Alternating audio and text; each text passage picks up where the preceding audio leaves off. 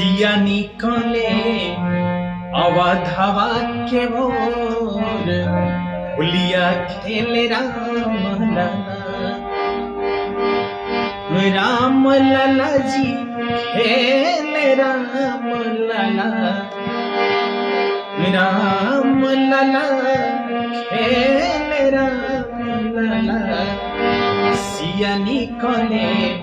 अवधवा के मोर होलिया खेले राम लला सिया निकले अवधवा के मोर होलिया खेले राम लला।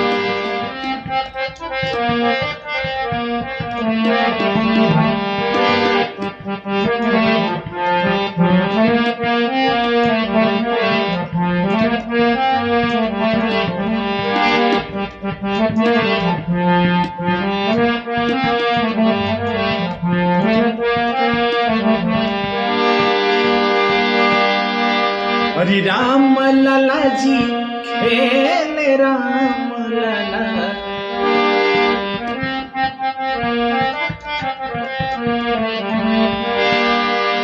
राम लला खेले राम लला सिया निकले अवधवा के मोर होलिया खेले राम लला सिया निकले अवधवा के मोर होलिया खेले राम लला।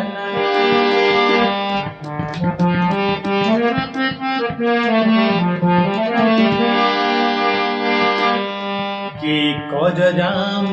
के कर बाबुल छुमन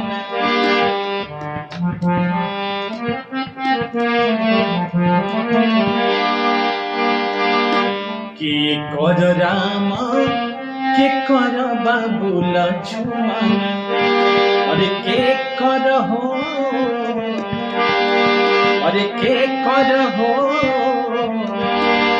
अरे के कर हमें भरत भुवन होलिया खेले राम लला कर राम के कर बाबुल छुमन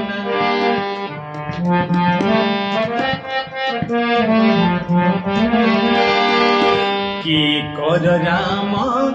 के कर बाबुल छुमन अरे के कर हो अरे के कर हो अरे के कर हमें भरत भुवन होलिया खेले राम लला अत के कर हमें भरत भुवन होलिया खेले राम लला अत के कर हमें भरत भुवन होलिया खेले राम लला।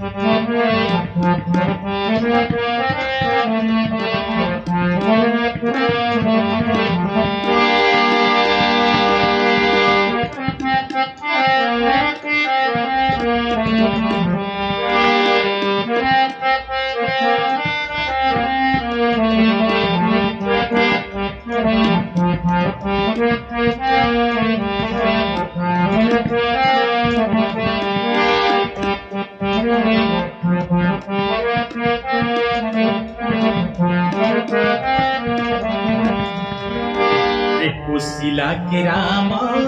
सुमित्रा के लक्ष्मण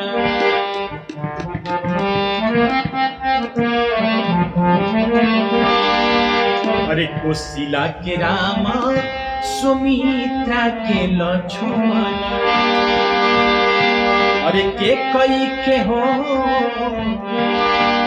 अरे के कई के हो अरे तब के कई के भरत भुवन होलिया खेले राम लला अत के कई के भरत भुवन होलिया खेले राम लला सिया निकले अवधवा के मोर होलिया खेले राम लला राम लला जी खेले राम लला राम लला खेल राम लला सियानी कले अवधावा के रे भुलिया खेले राम लला सियानी कले अवधावा के रे भुलिया खेले राम लला। तो जय हिंद साथियों, आप सभी को यदि मेरा वीडियो अच्छा लगता हो तो आप सभी से अनुरोध रहेगा कि आप मेरे चैनल को जरूर सब्सक्राइब कीजिएगा और आप इसी तरह हंसते रहिए, मुस्कुराते रहिए, मेरे वीडियो देखते रहिए। चलिए बहुत बहुत धन्यवाद वीडियो में बने रहने के लिए।